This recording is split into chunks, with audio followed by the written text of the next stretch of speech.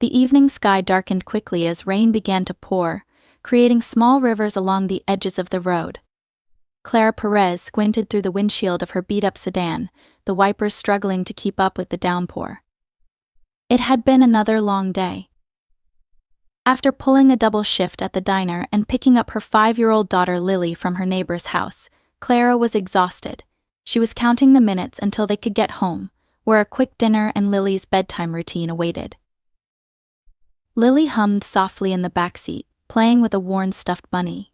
Her quiet voice was a small comfort to Clara, whose mind was racing with thoughts of overdue bills, the rent she was barely managing to scrape together, and whether she could stretch their groceries until next week. As Clara turned onto a quieter stretch of road just outside town, her headlights caught a figure standing on the shoulder. An elderly man, his silhouette slumped against the rain, held a small suitcase in one hand, while trying to shield himself with a thin jacket. The sight sent a pang through Clara's chest. She bit her lip, glancing at Lily in the rearview mirror. "Mommy." "Who's that?" Lily asked, noticing her mother's hesitation. "I'm not sure, sweetie," Clara replied. "But it looks like he needs help." Clara slowed the car and pulled over a few feet ahead of the man. She rolled down the passenger side window slightly, keeping one hand on the wheel. "Excuse me, sir," she called out. "Are you all right?" The man shuffled closer, his face etched with fatigue and damp from the rain. "My bus was canceled," he explained in a raspy voice. "I was visiting my wife's grave and got stuck here. My phone's dead and I've been trying to flag down a ride, but no luck." Clara's heart clenched. She knew what it was like to feel stranded, though her challenges weren't physical. She hesitated, weighing the risks of letting a stranger into her car. But then she saw the way the man's shoulders sagged and his eyes, though tired, held a warmth that reminded her of her late father. "Where are you headed?" she asked. "Just a little ways out of town," he replied. "It's about 20 miles. 20 miles wasn't a short distance, especially with gas prices rising and Clara's budget tighter than ever. But she couldn't leave him out in the storm. Taking a deep breath, she unlocked the passenger door. "All right, get in. It's too dangerous to stay out here." The man's face lit up with gratitude. "Thank you, young lady. You're very kind." Clara helped him load his suitcase into the trunk before he climbed into the car, carefully lowering himself into the seat. He turned to Lily in the back and gave her a gentle smile. "Hello, young one." "Hi," Lily said shyly, clutching her bunny. Clara pulled back onto the road and asked, "What's your name?" "Walter Graham," the man replied. "And you?" "I'm Clara. And this is my daughter Lily," she said, glancing at him briefly before focusing on the slick road. "Thank you again, Clara," Walter said. "Not many people would stop these days. It's a good reminder that there's still kindness in the world." "It's no trouble," Clara replied, though she was already calculating how far the detour would stretch her gas tank. "I just couldn't leave you out there." As they drove, Walter shared bits of his story. He had been married to his late wife Margaret for over 50 years, and visited her grave every year on the anniversary of her passing. This year, bad weather and a cancelled bus had left him stranded. Clara found herself drawn to his soft-spoken nature and the clear love he still held for his wife. In turn, Walter asked about Clara's life, listening intently as she spoke about raising Lily on her own and working long hours to make ends meet. "You've got a lot on your plate," Walter said kindly.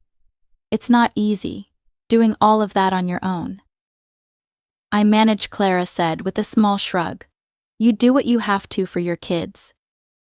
They arrived at Walter's house, a modest but well-kept home nestled on a quiet street lined with tall oaks. Walter insisted on carrying his suitcase himself. But as he turned to thank Clara, he paused. "I'd like to give you something," he said, fishing into his jacket pocket. "Oh, that's really not necessary," Clara said quickly, shaking her head. "Please," Walter said, pulling out a card. "This is my phone number. If you ever need anything at all, don't hesitate to call me." Clara hesitated, then took the card. "Thank you, Walter." "No. Thank you," Walter said, his voice earnest. "You didn't have to stop. but you did. That kind of kindness matters. As Clara drove home, the rain finally beginning to let up, she tucked Walter's card into her purse. She doubted she would ever use it, but something about the encounter stayed with her. Lily, now dozing in the back seat, looked peaceful, and for the first time in a long while, Clara felt a flicker of hope. What she didn't realize was that this small act of kindness had set the stage for something far greater than she could have imagined. The days after Clara gave Walter a ride passed in their usual blur of work and motherhood. Between juggling her shifts at the diner, keeping up with bills, and finding moments to spend with Lily, the memory of that rainy night lingered in the back of her mind. Each time she reached into her purse for her wallet, her fingers brushed against the small card Walter had given her. One evening, as she sat at the kitchen table balancing her checkbook and sipping on a cup of tea, Clara found herself thinking about Walter. It had been nearly a week since she'd seen him, and she couldn't help but wonder how he was doing. His kind eyes and warm smile had stayed with her, and despite her own challenges, she felt a pull to check in on him. Setting her tea aside, Clara pulled out her phone and dialed the number on the card. The line rang twice before she heard Walter's familiar voice on the other end. "Hello." "Hi, Mr. Graham. It's Clara," she said, feeling a little self-conscious. "I just wanted to check in and see how you're doing." "Clara," Walter said warmly. "What a pleasant surprise. I'm doing well, thanks to you. How are you and Lily?" "We're good," Clara replied, glancing at Lily, who was coloring at the other end of the table. "I just wanted to make sure you got settled all right after that night." "I did," Walter said. "And I've been thinking about you and your kindness ever since. It's not often you meet someone willing to go out of their way for a stranger." "Well, I'm glad I could help," Clara said. "If it were my dad in your position, I'd hope someone would stop for him too." Walter's voice softened. "Your dad must have been a good man to raise a daughter like you." Clara hesitated for a moment before answering. "He was. He passed away a few years ago, but he always taught me to do the right thing." "I can see he left a strong legacy in you," Walter said. "Clara, if it's not too much trouble, I was wondering if you might have some time to visit. I could use a bit of help around the house. Nothing major, just some small things I've been putting off." Clara thought about the request. She was already stretched thin, but something about Walter's tone made her want to say yes. The sincerity in his voice and the fact that he had nobody else to turn to struck a chord. "Sure," she said after a moment. "I can stop by on Saturday morning. I'll drop Lily off with my neighbor and come over." "That would be wonderful," Walter said, his gratitude evident. "I'll see you then, Clara. And thank you again." When Saturday morning arrived, Clara dropped Lily off with her trusted neighbor and made her way to Walter's house. The sun was shining, melting away the last remnants of the storm that had brought them together. Walter greeted her at the door with a warm smile. "Good morning, Clara. Thank you for coming," he said, holding the door open for her. "It's no problem," Clara said, stepping inside. "What do you need help with?" Walter led her into the living room, where several boxes were stacked neatly against one wall. "These are things I've been meaning to sort through for a while," he explained. "Margaret, my late wife, was the organized one. I'm not so good at keeping up with it all." Clara nodded, rolling up her sleeves. "I can help with that." As they began unpacking the boxes, Clara found herself immersed in Walter's memories. Each item they uncovered seemed to hold a story. There were photo albums filled with pictures of a young Walter and Margaret on vacations, celebrating anniversaries, and hosting family gatherings. There were stacks of letters, postcards from faraway places, and keepsakes from their life together. "She sounds like she was an amazing woman," Clara said, holding up a small embroidered handkerchief with Margaret's initials. "She was," Walter said, his voice tinged with both pride and sadness. "Margaret had a way of making everything feel special, even the little things." As the morning wore on, Clara found herself opening up to Walter in return. She shared stories about her life, the challenges of raising Lily on her own, and the dreams she had once had for herself. Walter listened with genuine interest, offering words of encouragement that felt like a balm to Clara's often weary heart. "You've been through so much," Walter said as they took a break. "But you've managed to stay strong, that's no small thing." "I just try to do my best for Lily," Clara said. "She deserves a good life, even if it means I have to sacrifice a lot." Walter nodded thoughtfully. "She's lucky to have you. And from what I've seen, you're doing a wonderful job." After a few hours of sorting, Clara helped Walter tidy up the room. As she prepared to leave, he handed her a small envelope. "What's this?" she asked. "Just a little thank you for your time," Walter said. Clara opened the envelope to find a $50 bill inside. "Walter, I can't take this," she said, shaking her head. "I came here because I wanted to help, not for money." "Nonsense," Walter said firmly but kindly. "Your time is valuable, Clara. Please let me do this." After a moment of hesitation, Clara accepted the envelope, feeling both grateful and humbled. "Thank you, Walter." "No," Walter said, smiling. "Thank you." As Clara drove home that afternoon, she felt a sense of peace she hadn't known in a long time.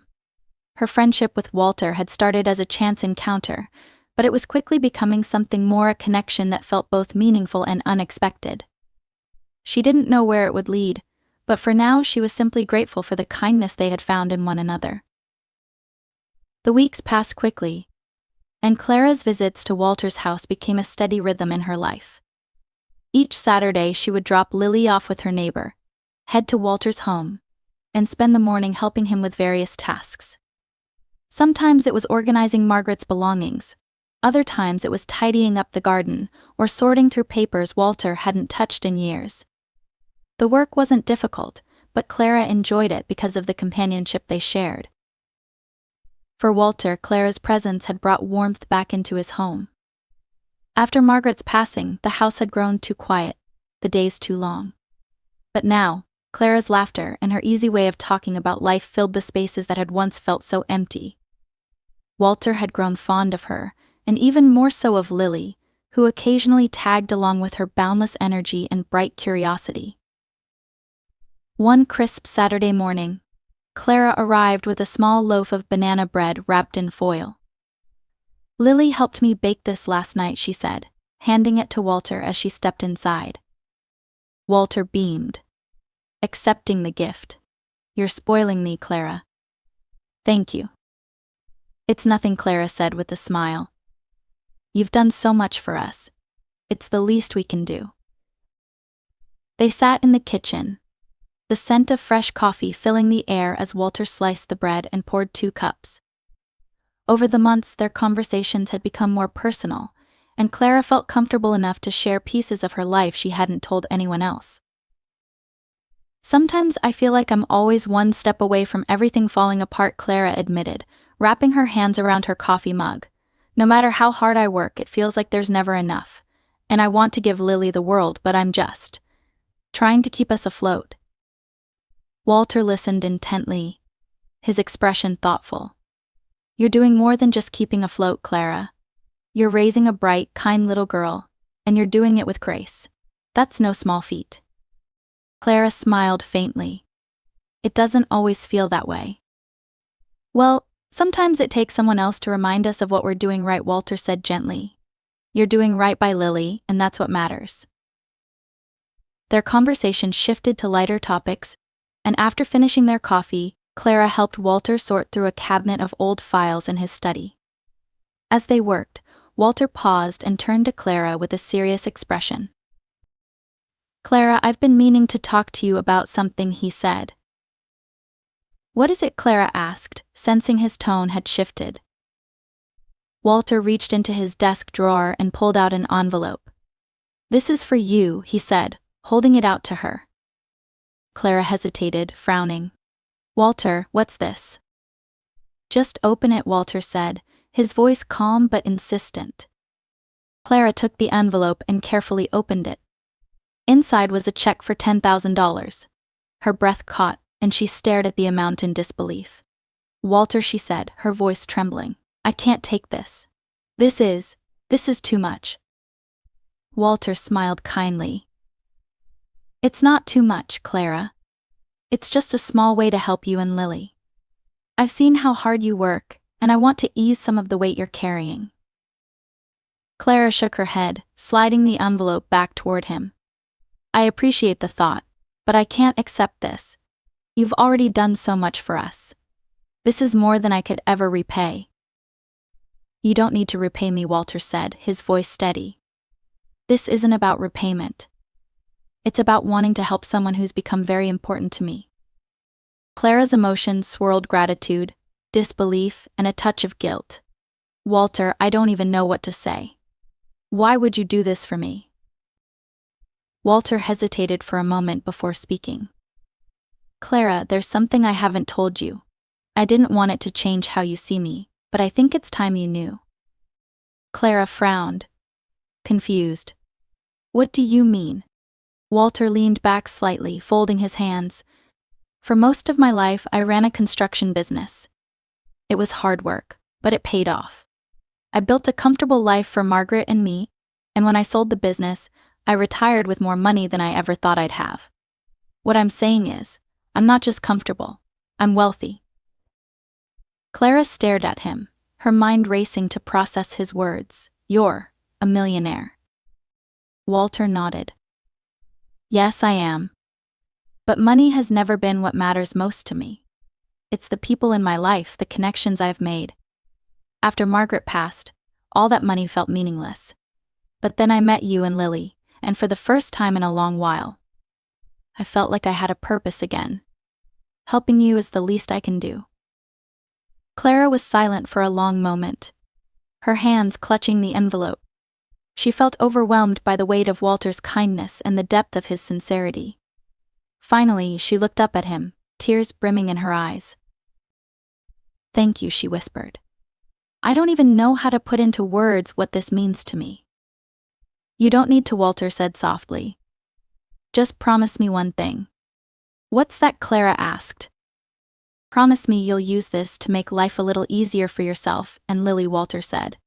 And when you're in a position to help someone else someday, don't hesitate. Clara nodded, her heart full. I promise. As she left that day, the check tucked safely into her bag, Clara felt a sense of hope she hadn't felt in years.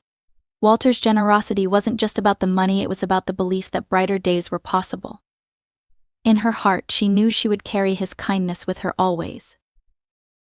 After Walter revealed the truth about his wealth and gave Clara the check, her world felt different. She had used a portion of the money to pay off her most pressing bills, restock her pantry, and buy Lily a pair of shoes that actually fit. But Clara was careful with the money.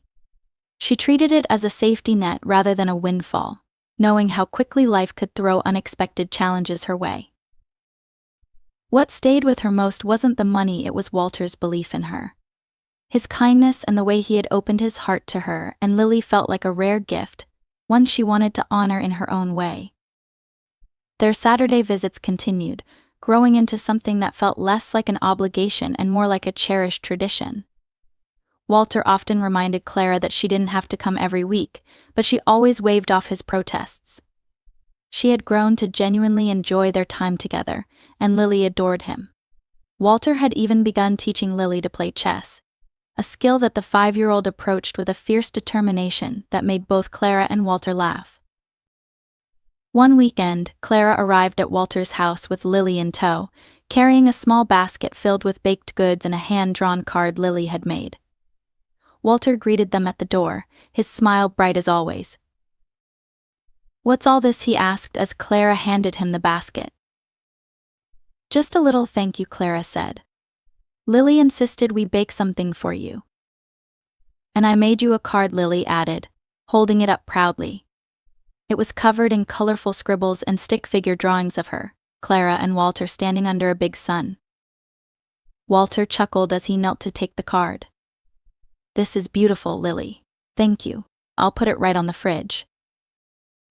Lily beamed as she ran inside to find her chessboard, leaving Clara and Walter standing by the door.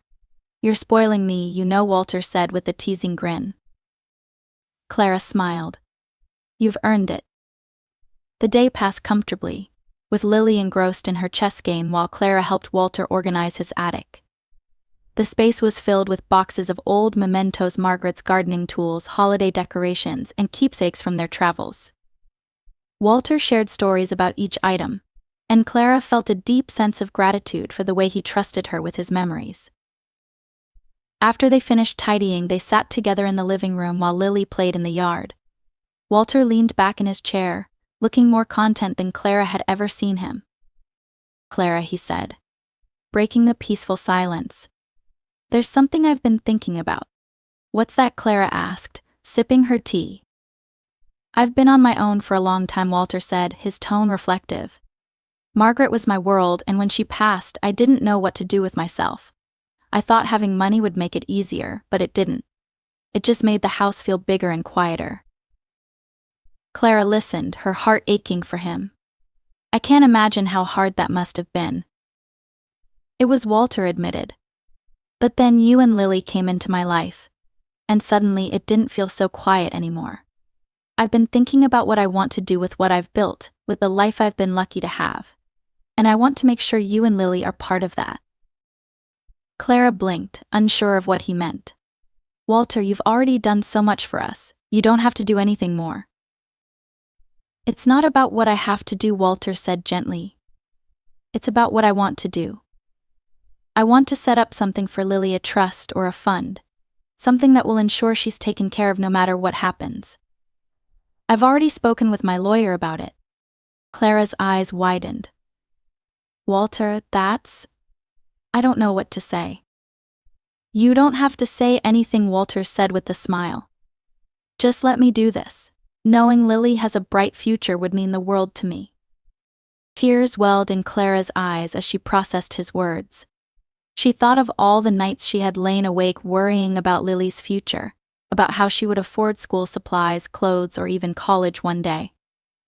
Walter's offer felt like a lifeline, a chance to give her daughter opportunities Clara had never had. "Are you sure?" Clara asked, her voice trembling.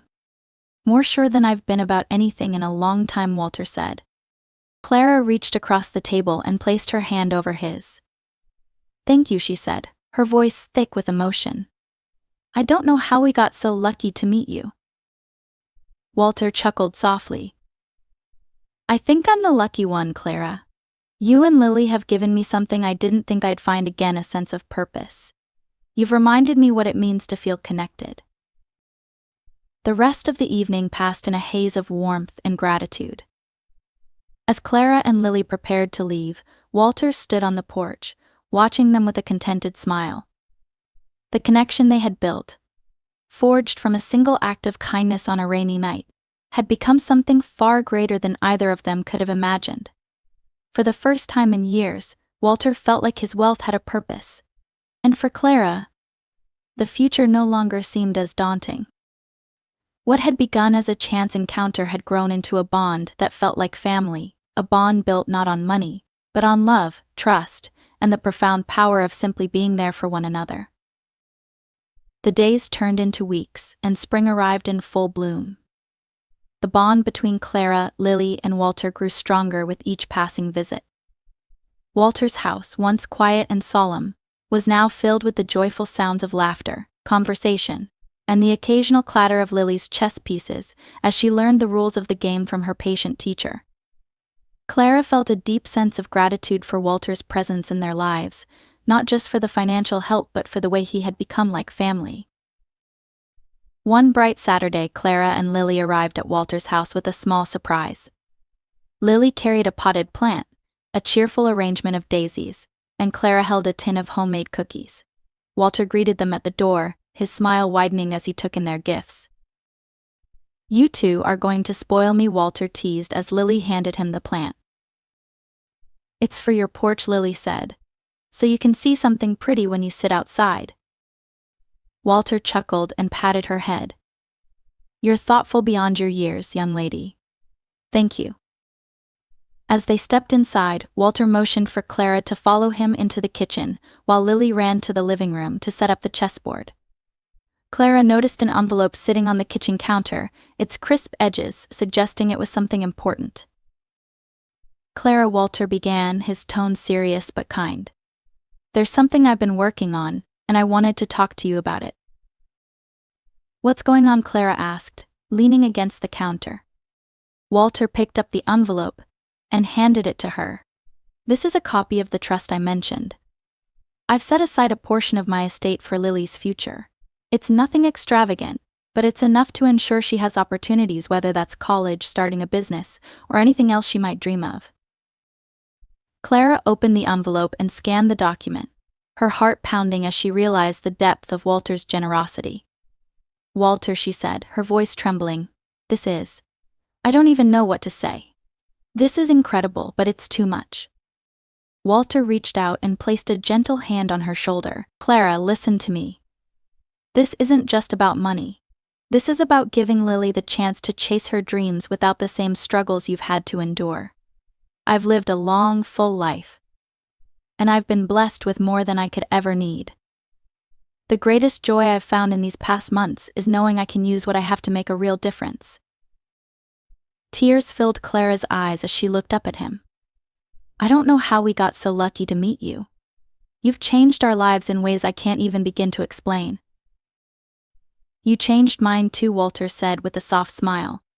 You gave me something I hadn't felt in years, a sense of purpose.